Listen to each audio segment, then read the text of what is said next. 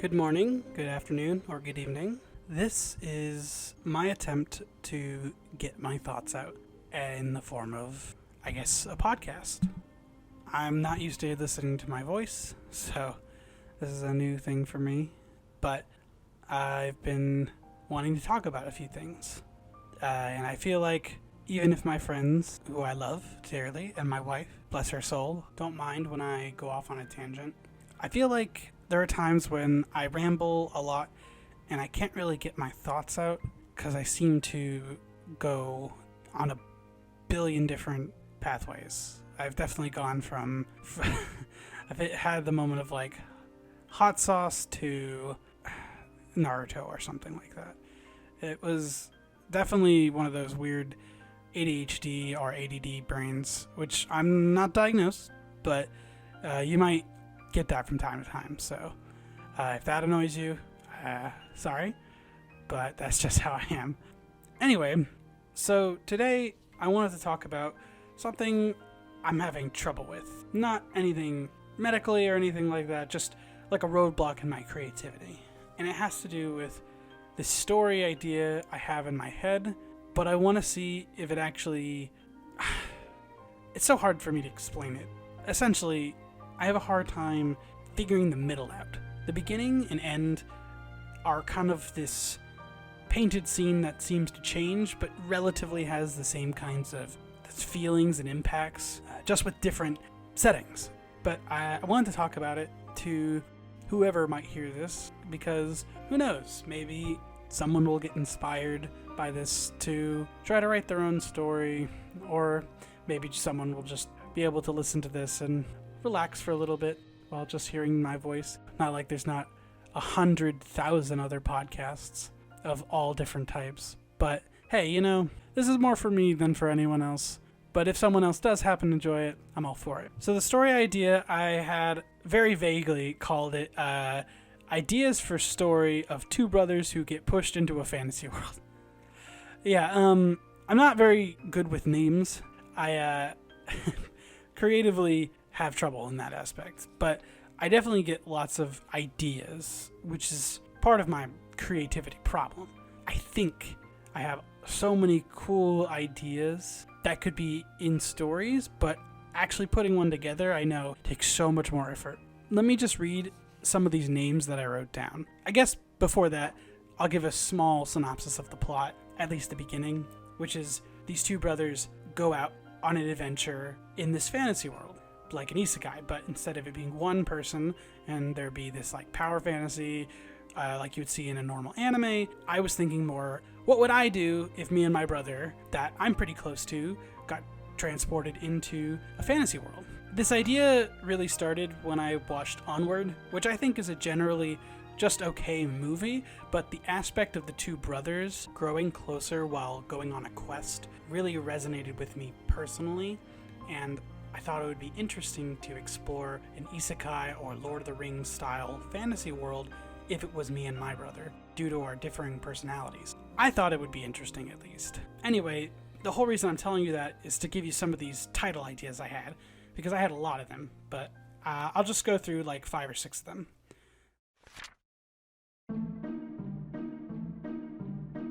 The first one I had was Brother's Journey, something simple. Could be a whole series type name where it starts with Brother's Journey and it's like the beginning, Brother's Journey, Quest to Mount Doom, I don't know.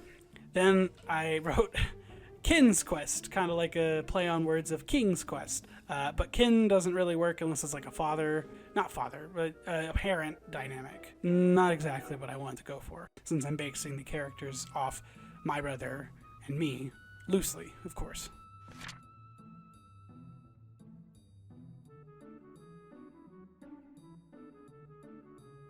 Bond of Brothers was another one that I had. I thought that was okay, since it worked with the idea of kind of like the magic system I was going for at the time, which I'll get into later. One very like Japanese anime inspired one I thought sounded cool called Reconnection. I don't know. The idea was that these two brothers were really close up until they were like 10 and 8, and then their parents get divorced, so then they kind of drift apart, even though they see each other from time to time. But then in the story, they meet when they're like 18 and 20. Oh yeah, this one was kind of dumb. The Geek and the Musician, not a huge fan of that one, but my brother's a musician, I'm a geek. I wrote one called Family in a Fantasy World. I don't know if that one really works if you're not doing the whole family, though. Oh, this one is a light novel one. Brothers get sent to a fantasy world. I don't know if that's a really good idea. The last ones I got were not very good, like family magic, sibling magic, brother magic. I don't know, I was running out of ideas. So, after I wrote the titles, I went on to make like their character traits, which they're pretty much just stuff based off me and my brother, generally speaking, just to help get a easier way of setting up these characters. Although that doesn't help me when making the rest of the characters unless I base them off my real life friends. But like, I gave them names. For example, I was going to name the character based off me Felix, because Felix was the name that I almost was given. And then my brother, Alex, since that's the name my brother was almost given. But they do kind of clash, like Alex Felix, they're both X's, and since this isn't Kingdom Hearts, the X's don't mean anything. So after I made the characters, I was thinking of like the world, like what kind of world it would be. And I ended up going through quite a few ideas, but I settled on something pretty similar to D&D even. I really was just trying to get the ball rolling on the actual story and not worry too much about the semantics of the world until I started actually writing it. I wanted each personality type out of the 16 personality types to have some kind of different power. Let's see here. What did I write? Originally I was going to base it off of race, and I'm like, that's not a good idea. Like, certain races were going to be restricted to certain types of magic, and I think that would have restricted the story, because then I would have had to only use certain characters, and that would just make it a lot harder for introducing non-human or elven enemies. So I settled on personality type. I'll just give a couple.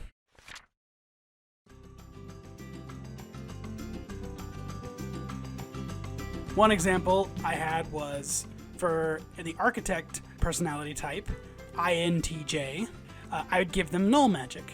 Anyone who's of an architect would be someone who could create barriers that make magic obsolete in their barriers, or they touch the person and they can't use their magic, or maybe they have the ability to make eye contact with them and prevent them from using magic, or something like that. Then I had the protagonist personality type just be fire as an element.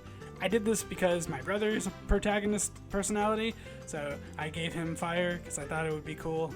But I also did it because my personality type is campaigner, which is ENFP, and I made all of those with the N as the second letter in their personality quiz thing, all elemental based. The diplomats, I think they're called. I made all the diplomats the element based magic users, and I'm Earth.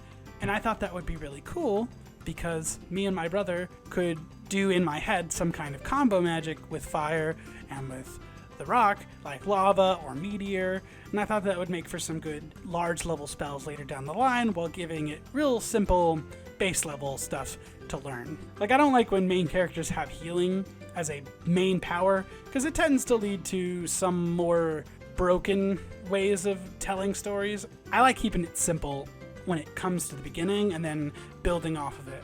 I know fire and lightning and all of those are really cliche for main characters, but I don't really mind it since the story is more focused around the people.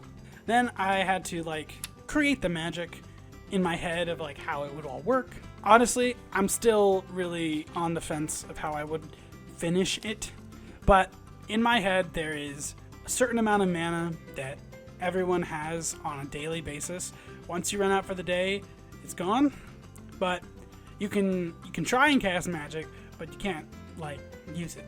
There's no overextending. Once you're out, you're out.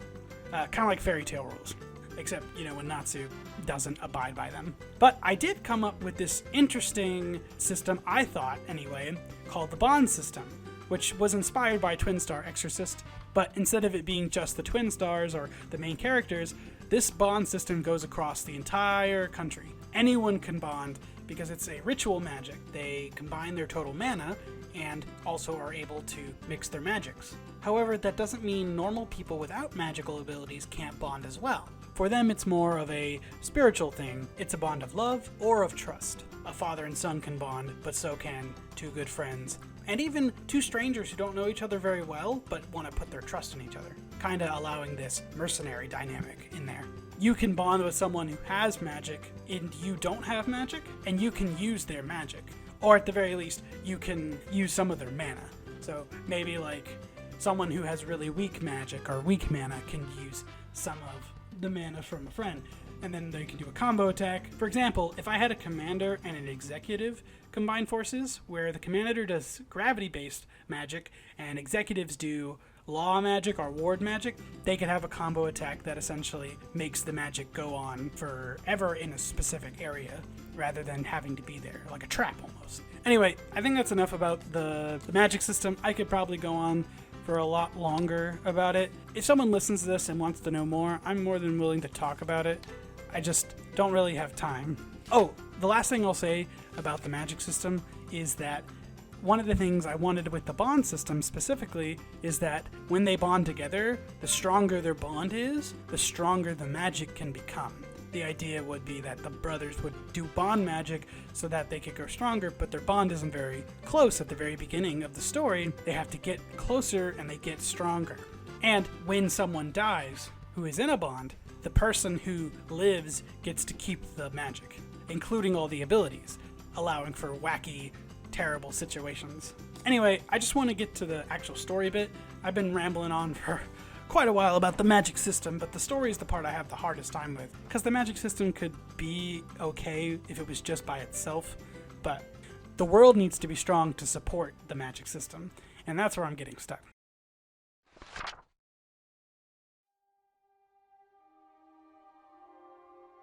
Currently, how I have the plot in my head go is at the very beginning of the plot, the two brothers' grandfather just passed away, and their grandfather wanted them to have one last trip in their summer home before the grandmother decides to try and sell it.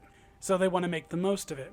Now, sometimes I say the grandmother needs to sell it because she can't afford to have it, and then they go to try and make some money by going into this magic portal. Sometimes I have it just they end up finding the book that was their grandfather and grandmother's, because, spoilers, the grandmother and the grandfathers were great heroes in the land that we were currently going to. And time works differently. 5 years in the magic world is like 5 months in the human world or whatever. At least that's how I had it, because I wanted to be like 2 weeks had only passed in the human world. So that way when the heroes return, they could have spent a normal amount of time without people worrying about them. But anyway, they get to the vacation home, and either way, they find either a special book or a special portal or something that gets them into the magical world. But the main part is that these two are joining up after being away for like 10 years or only seeing each other for small amounts of time in those 10 years. So they still have some connection, but they need to be closer if they want their journey to be successful. But these two people have pretty stark different personalities. Not opposing, but pretty different.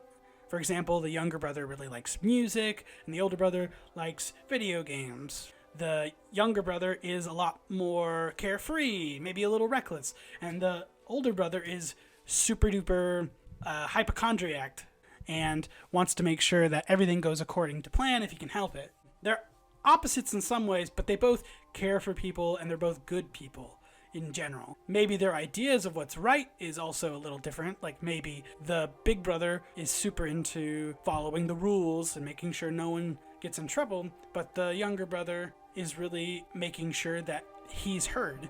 I really wanted to stress the idea that these two brothers weren't opposites, but just had big differences, enough to where they would have some conflicts here and there, but they could still understand one another.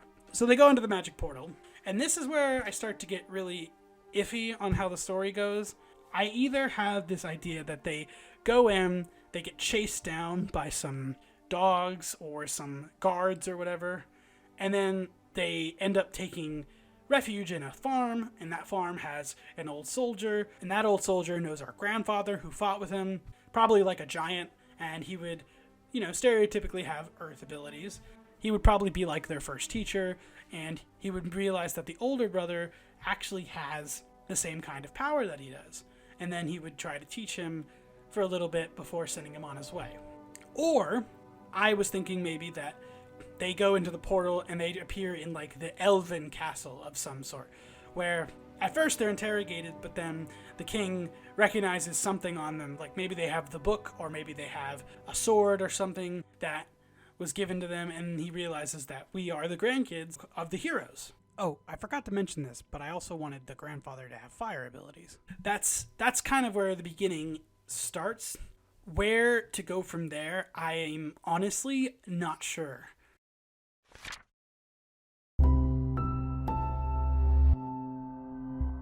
The middle part escapes me so much in my head of how to get from point A to point B. I have a couple of plot ideas that I think are cool, but the only things I have that I would like to try to incorporate, if I will ever get around to it, because, sometimes it's hard to put so much time into like making a story. But one of the cool ideas I had, which kind of sparked the entire writing thing to begin with, was the idea of a breakout scene, where one of the characters gets put in jail while the other one stays out. And through that hijinks, they both meet some of the future party members that they end up taking with them. I have a bunch of character ideas, but I'm not going to spout them all at you. But just for example, on the outside, the guy meets a blacksmith and a archer, like a hunter, and on the inside, the criminal brother meets a thief, and then maybe meets like a revolutionary or something like that, maybe an old guard, and they would become part of the party. But I'm also adding a lot of characters, and maybe it would just be the party for that little section. I do think having too many party members might be a bad idea, but I want there to be characters at the end of the story or end of the series or whatever that come back and you go, oh, look at that, he came back to help. You know what I mean? That's the only real middle story I have as far as that goes. It could be the beginning even, right after they get pushed into the realm of magic. The only things I know I wanted to include as well for the ending parts is that the Elven King is bad. You think he's good, but he's actually bad. I know, clever twist, Christian, making the king the bad guy. But in my head, I was thinking the bad guy that's going to be introduced is going to be the Demon Prince, or something like that. And the Demon Prince ends up falling in love with the Elven Princess. And the Elven Princess and the Demon Prince both have the same personality type, so their powers would be like mental mind game, like try to read each other's minds, but they could also protect each other from each other's minds. So they genuinely don't know what each other are thinking, so they end up talking and wanting to know more about each other, and they fall in love. And of course, the elves are racist to the demons, at least in my story.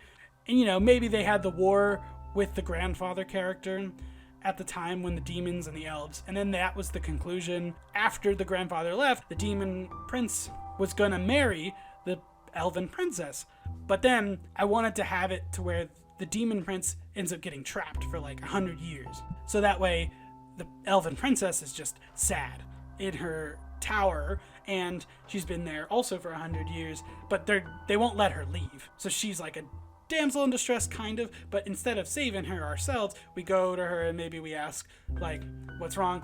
Then we make an effort to save the Demon Prince instead, but then the Elven King sends his elven assassins after us, and we end up making friends with demons instead, kind of like a little fun twist. I don't know, but I know I wanted the final battle to be against the Elven King or Elven Prince, and then in my head, I had this really cool idea. At least I thought it was cool. The actually evil bad guy of either the Elven Prince or Elven King, whatever, he actually has like a jewel or a stone on his staff or crown or whatever, and it's actually been controlling him, and it's an ancient artifact or something. But what ends up happening is after they beat the king, they realize it and they grab the jewel, or I should say one of the brothers grabs the jewel, and then gets vaporized.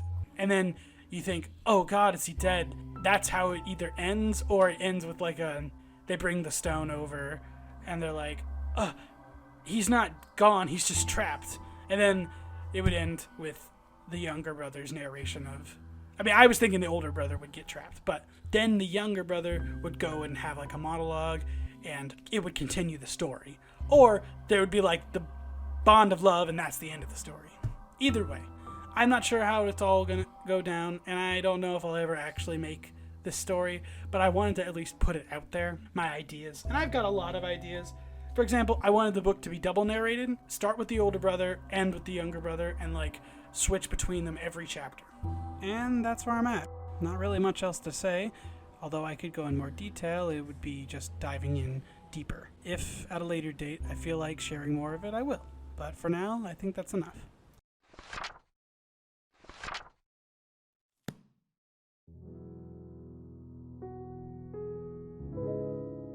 One of the reasons I wanted to try to write this story is because I felt like my creativity was being drained out of me.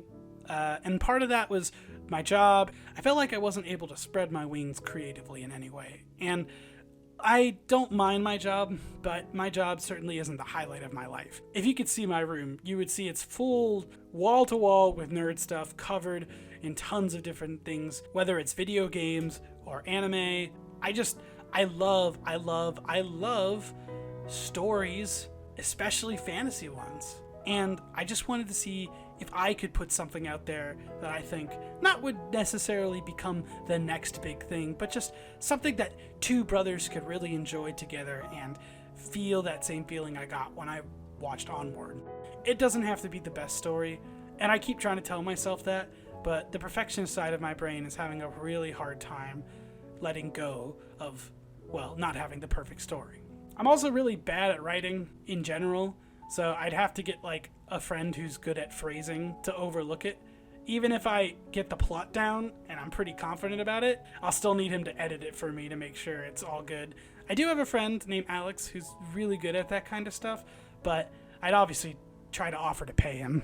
I have other stories in my head, and I tried to write some of them even on real paper, but they just didn't sound as interesting, and I think having me and my brother as a reference will help me build the characters out just a little stronger, since I can pull our real life experiences to build them better.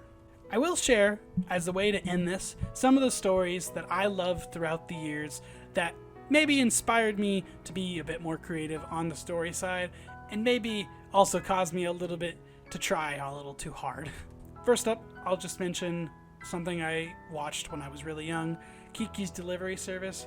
I love that movie still to this day. It's my favorite anime movie of all time. It's just a great coming-of-age story about this young girl who's just trying to make it in the world and prove that she's someone, even though she only has to prove it to herself, not to everyone else.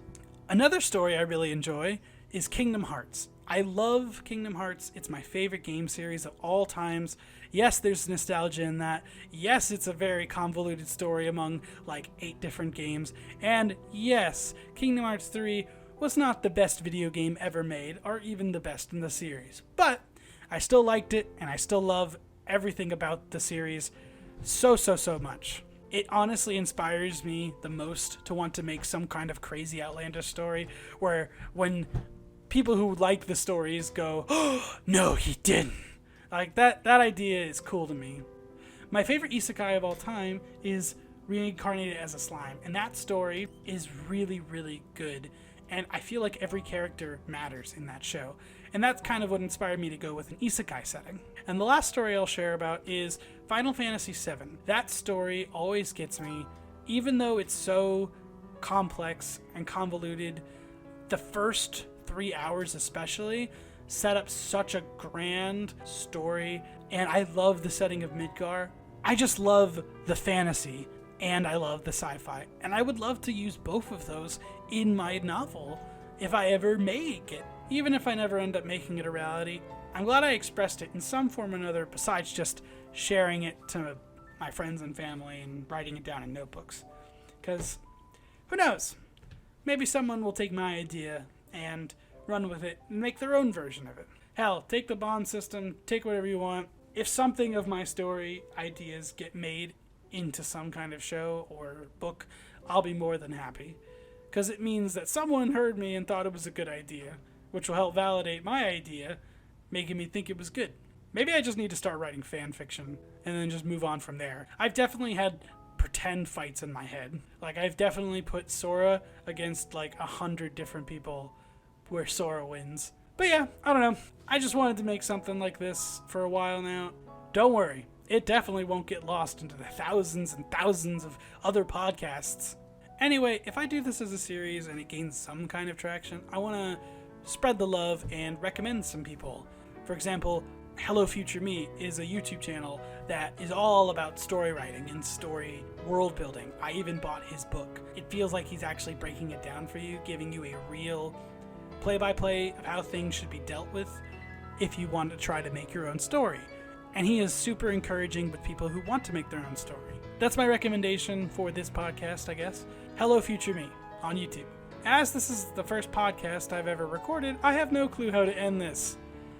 So, I mean, I don't know, man. Baba Booey. See you later.